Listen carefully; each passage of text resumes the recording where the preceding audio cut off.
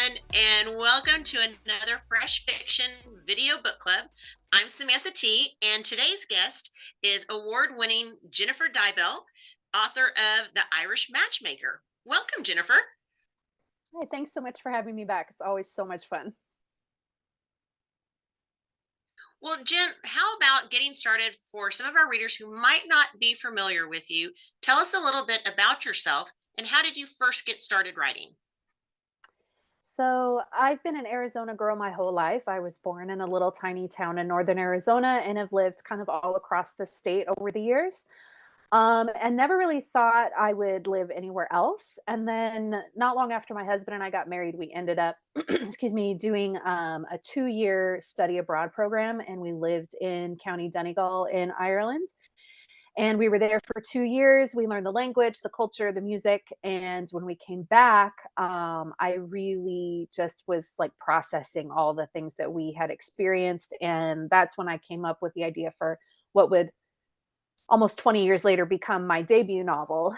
And I've been a writer my whole life. I started writing in my journals every night for hours and hours, writing stories, things like that. And in college, my first English class was a combination literature and creative writing class. And my professor at the time told me I really should consider a career in writing. And I was like, thanks, I'd rather make some money. Because at the time I was studying physical therapy, and then I ended up changing my major to education. So, joke's on me. So, in my day job, I teach middle school English, and I have 3 children. Our oldest is 19. She's a freshman at the same university where my husband and I went.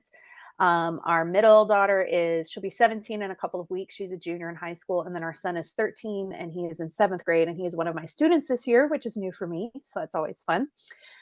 But, we also, as a family, spent about 6.5 years in Europe. My husband and our 2 girls moved back to Ireland for a couple of years, and our son was born in Ireland, and then we ended up having to leave unexpectedly and transferred to, Vienna, Austria, and I started writing for the nonprofit organization that we were working with, and so all in that time, I started my blog. I started writing for a website called The Better Mom. I got connected with Trisha Goyer through that, and kind of she was the gateway into all of the connections that would become the dominoes that kind of fell into my path to publishing. And my debut novel, A Dance in Donegal, was published in the spring of 2021. With all of that, since obviously you have nothing really to do, I mean, my gosh, how do you get into the right mindset then to write, especially when the first novel was taking such a long period of time? Because that's different from the freelance writing and other instruction that you're doing in the day to day. How do you get into that right mindset?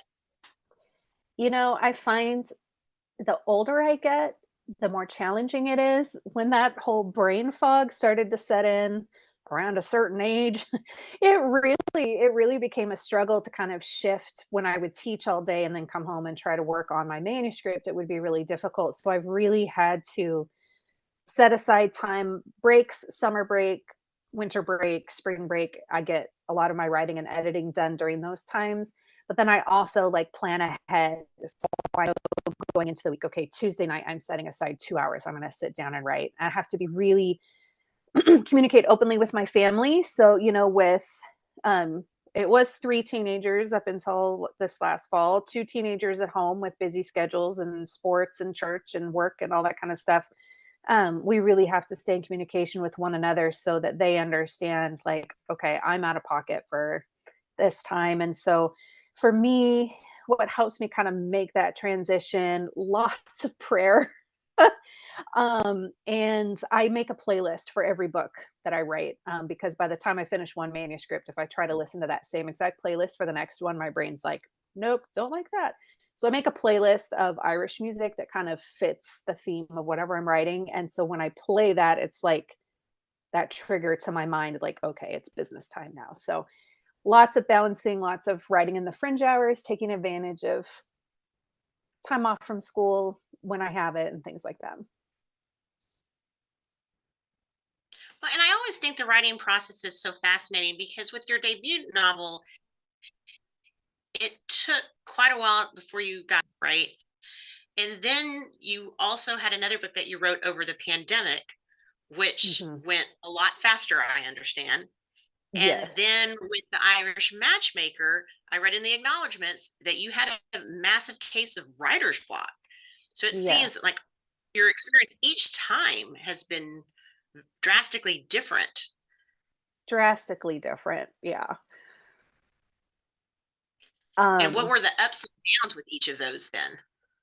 so with my debut novel, it was the blessing and the curse of not having a deadline or any real pressure. I had the blessing of just writing whenever I felt like it. When the muse would strike, I could sit down and write. The curse of that was as if the muse wasn't striking, I wasn't writing because I felt sort of selfish taking that time because it didn't count towards anything, that whole imposter syndrome. And then once I was on deadline, my second book, The Lady of Galway Manor, was written pretty much in June and July of 2021. Um, at a dining room table in the middle of the pandemic, and it flowed fast and furious, and it was probably the easiest time for writing a book that I had. And then I actually ended up getting the virus that shall not be named, and ever since then it's been a different struggle, and I think something shifted in my brain or something. But for this particular book, for The Irish Matchmaker, I'm not sure what it was, but I struggled, and so really this book was written. My writers group, we do a retreat in the mountains every fall where we go for 2 or 3 nights to this little we all share a cabin. So it was written during that, Christmas break, and one other long weekend, um, is pretty much when this book got written because I was writing just thousands and thousands of words at a sprint because other times I would sit down to write and I literally had no idea what was gonna happen next, and it was one of the most difficult experiences of my life, but at the same time, it was really empowering because I didn't have the option of giving up, and so it kind of reminded me that, I can like I tell my students, I can do hard things, and even if it feels impossible, like, I can still do it, and, um, I've received some of the most meaningful and touching feedback from readers on this book, I think, and so that has also kind of blessed me that, like, my pain wasn't wasn't wasted, that it went to something good and meaningful, and so, yeah, it's I would hoped that with each book it would get easier, but I've just found with each book it just gets different. A different and new set of challenges. Yes. Well, tell us about the inspiration behind this book. Even since you encountered different challenges as you were creating it, where did the initial ideas come from? So there's this little town on the west coast of Ireland, called Lisdoonvarna, and we used to drive through it all the time because when we lived in Galway, um, one of the things that we did was take tour groups that came over and give them and take them around kind of the west of Ireland. Oddly enough, our little catchphrase among ourselves was "We don't do Blarney." So we did all the other things. We did the Cliffs of Moher, and we did Galway, and we did traditional succession. We toured the bog and things like that. And so on our way down to the Cliffs of Moher, we would drive through Lisdoonvarna, and there's this huge billboard just as you're coming into town advertising our annual matchmaking festival. And so that was just in the back of my mind. And one day it just popped into my head about this festival. It happens to this day every September. It originally started in the late 1800s after a doctor had discovered these mineral wells scattered throughout the area. And one is like a sulfur well, one is copper, one is iron, and there's all these different things. And he figured out they had medicinal properties. And so he started advertising it to the wealthy, started coming to take the waters in the fall. And then that turned into trying to match each other's children up because they were finally around people at their station. Meanwhile, it's September, so the harvest is done. So the farmers were coming to town. They had money to spend and they were looking for love. And so this festival was born, and it still goes on to this day with matchmakers. And I just thought to myself, what would happen if the matchmaker could match everybody but herself? What would what would that look like? And that's where this idea was born. And then during your writing process, I mean, my gosh, I mean, listening to all this talk about Ireland before, I mean, there's just so much rich material there to lean on and being able to envision with that. But when you're actually in the midst of the writing process, is this a movie running in your head? Are you hearing the characters talk to you? What is that like for you? Yes, I do feel a bit schizophrenic or multiple personalities when I'm writing. It's weird because I'm not a plotter. I do like think through the story when I'm not writing. And so when I do sit down to write a scene, it does kind of play like a movie in my head. I can hear the characters' voices. I can smell the, whatever, which we don't have smell-o-vision in a movie, but that would be fun. And I just kind of write out I describe the scene that I'm seeing in my head. And I think some of that is why this one was a little bit more difficult because I knew the main events, I knew how it started, I knew how it ended, I knew what the main conflict was, but all the little connecting moments where that secret sauce and the magic of a story happens, there was a lot where I wasn't sure. I'd finish a scene, be like, "Okay, I know the next major point happens 3 chapters down, but I'm not sure what they're gonna be up to in these 3 chapters," and so sometimes I'd have to wait until I could play that movie again. Well, having driven so often through Lisdoon Varna, and really being familiar with it, how important do you think it was for the time that you lived in Ireland and your other overseas travel? And how has that impacted your writing in general, do you think? I think it's really important because, and even more than just the time we spent passing through that little village, but just the time we spent steeped in the culture. Um, I feel like I got to really understand the mindset of the Irish person, their worldview, way better than if I was just kind of doing research on Google, which I absolutely still do.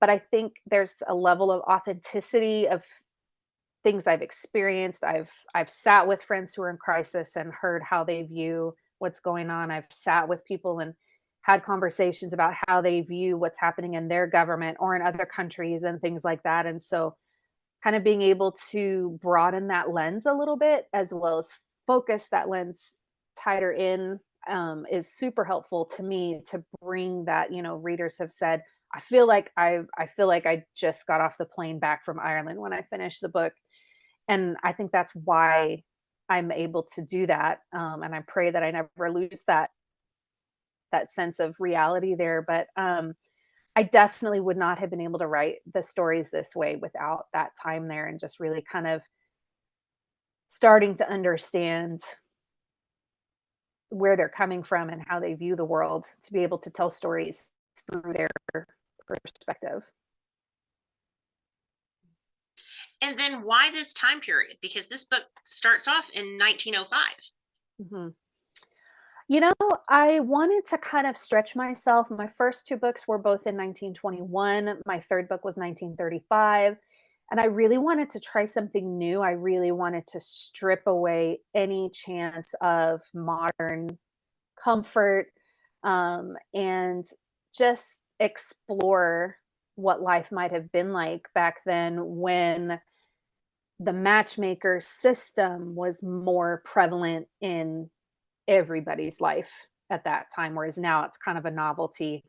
Um, and I wanted to kind of have it a little bit closer to the famine because the hero is a farmer and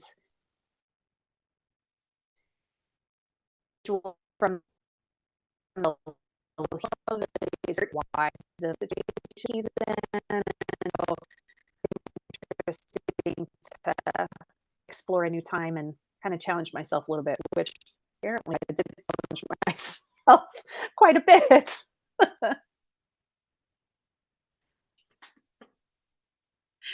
Well, and one other element that I came across in some of my research that I love is that you try to include a nod to Tolkien in Lord of the Rings in every book.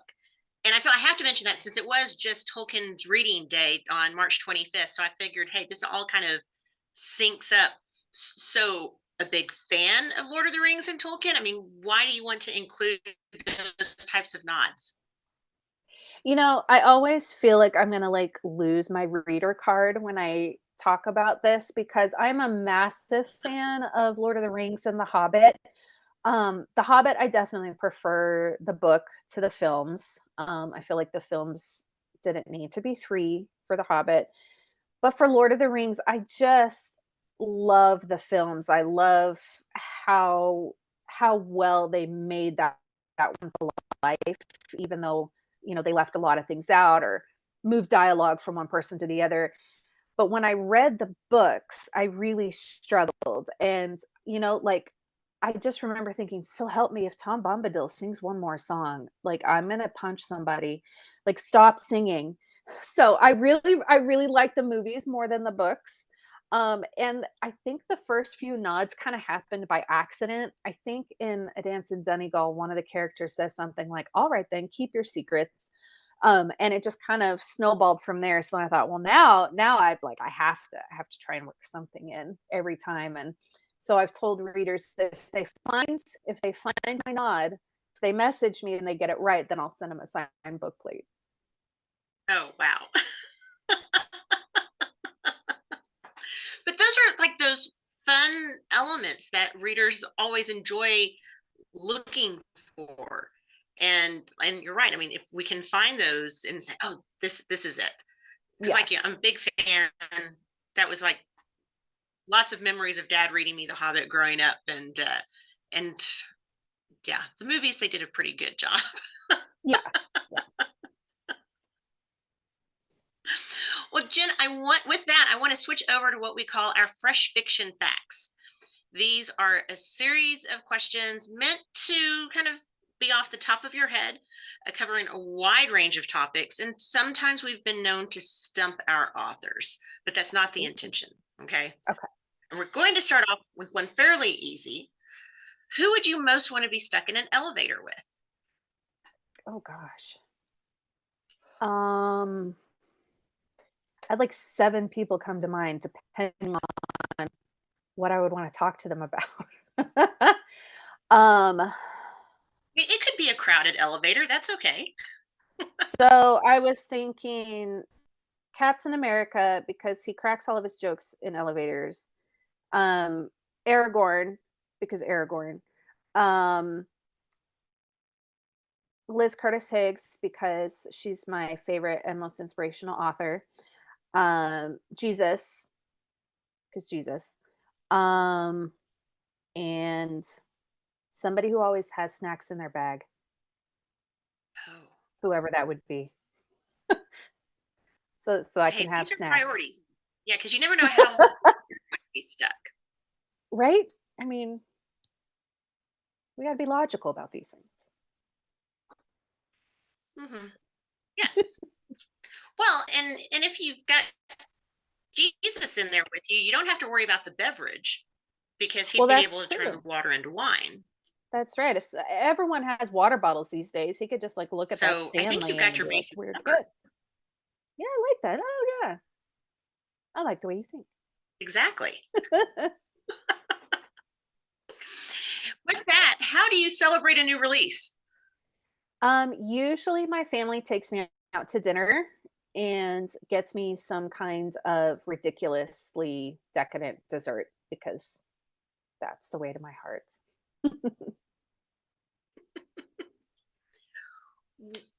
What is your favorite writing fuel? Um, Usually coffee, but also a lot of times Irish tea. My favorite tea is Lime Gold Blend, and so we always keep a stash of that. And so a lot of times I'll have a nice cup of Lions Gold Blend with plenty of milk in there, and that gets me in the right mindset. Feels like home. Awesome. Okay, you talked about having playlists earlier. What songs are on your current playlist? So for the book I just finished, it's just a hodgepodge of instrumental Celtic music. Um, there are some okay, I'm gonna look at it actually because there are some, like, actual well-known songs on it, but I have to be writing, because otherwise I steal things apparently, unintentionally. Black is the color of my true love's hair. Um,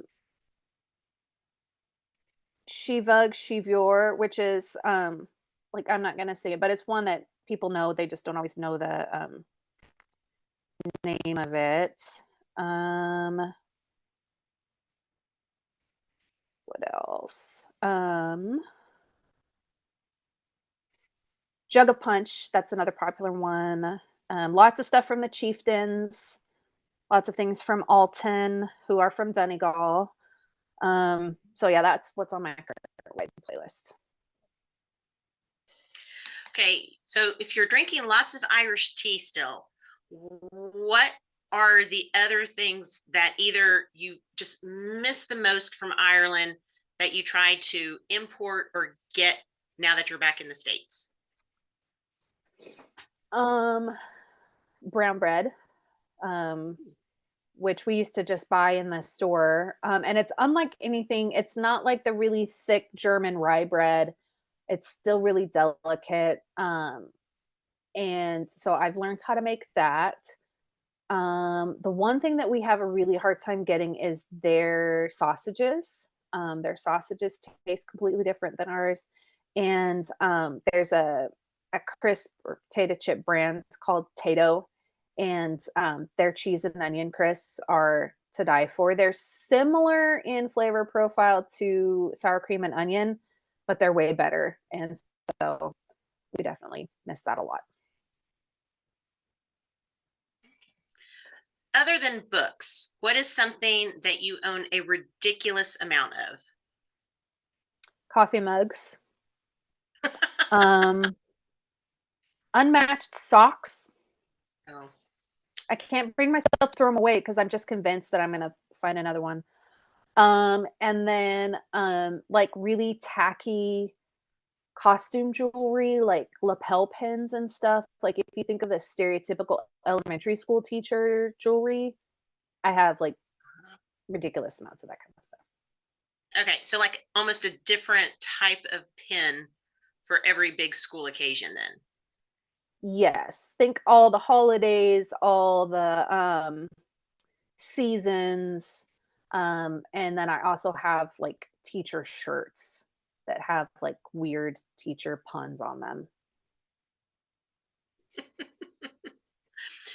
With that, what is something that everyone else complains about? Like what wardrobe piece that everyone always complains about, but you actually secretly love? Oh gosh, that's a good question. Um,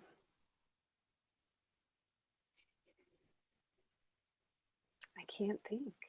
You may have stumped me. I know my son always complains about jeans. He hates wearing jeans. I love jeans. Um,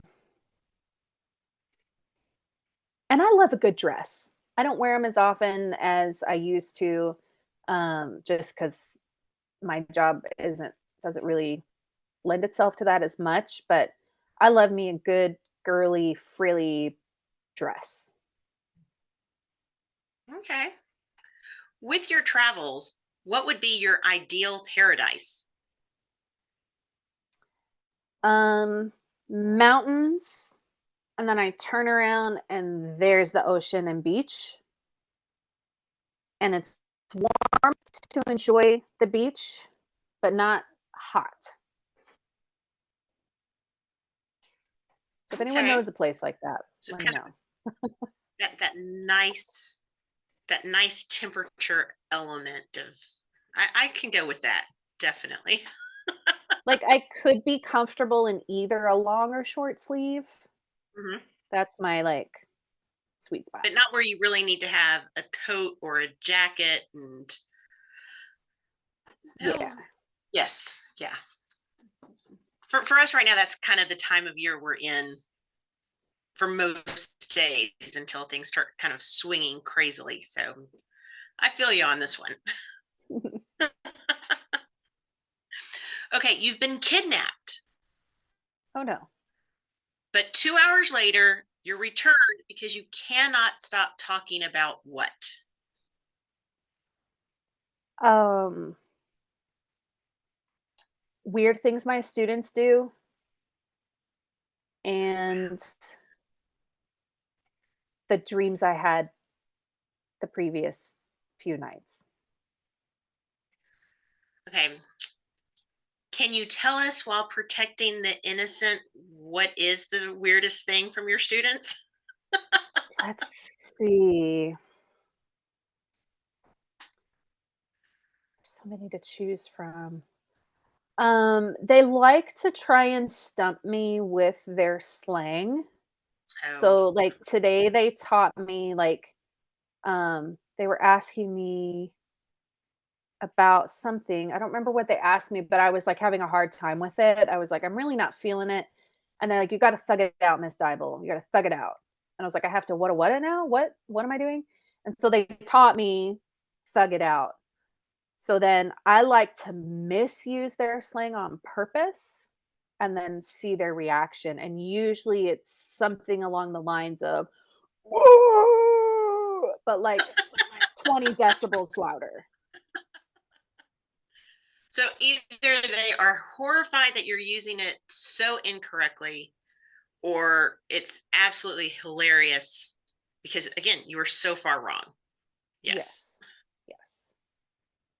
Yes. So I guess that's really more weird things that I do. They definitely do some weird things. One of them, I teach seventh grade. One of them the other day was licking the desk. Ew. Um, they're not. They're a mainstream student. I don't know why they were licking the desk. Um, what else have they done? Um, One of them kept like reaching into their neighbor's backpack because there was something in there that felt funny, stuff like that. They're basically, They're all things I try to avoid now. I don't want yeah, to yeah, lick any surface and or reach into anything that might be an unknown fuzzy. Just no, no. yeah, no, they're basically large toddlers, but they're Lovely. So fun. you are having fun. Yes. Yeah. Would you rather go back in time to meet your ancestors or travel into the future to meet your descendants? Oh, I actually just asked my students this the other day. Um, I keep going back and forth. Like, I'm really super curious, like, what my, like, great grandchildren, would turn out to be like, but then I'm also afraid of, like, messing up something somehow.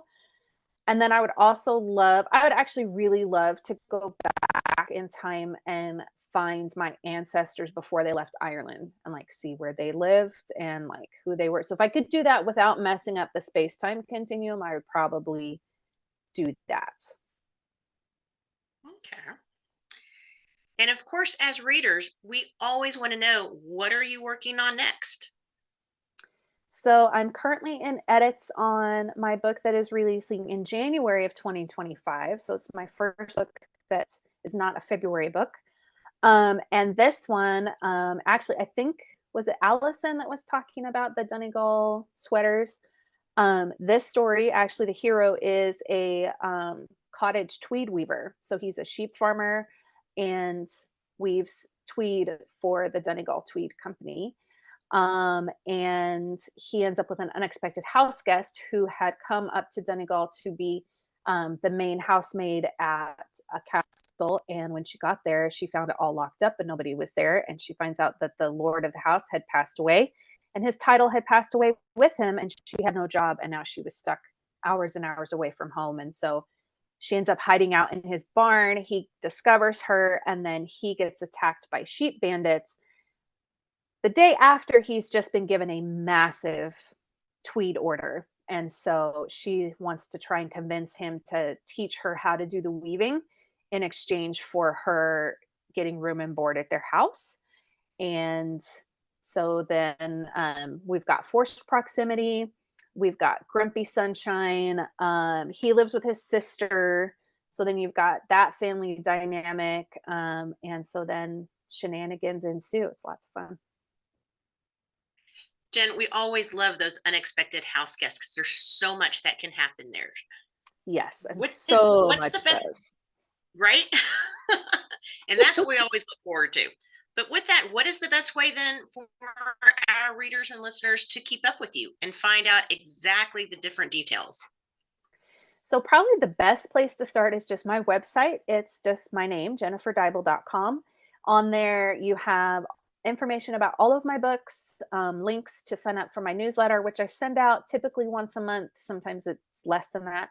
And then links to my social media. I'm most active on Instagram and Facebook. I have a Twitter account, but I don't really do much there anymore. Or I guess it's X now. But all of that can be found on my website. So it's kind of the one stop shop. Great. Well, Jen, thanks for joining us tonight and telling us about the Irish Matchmaker. Please stick around for our happy hour with our readers offline.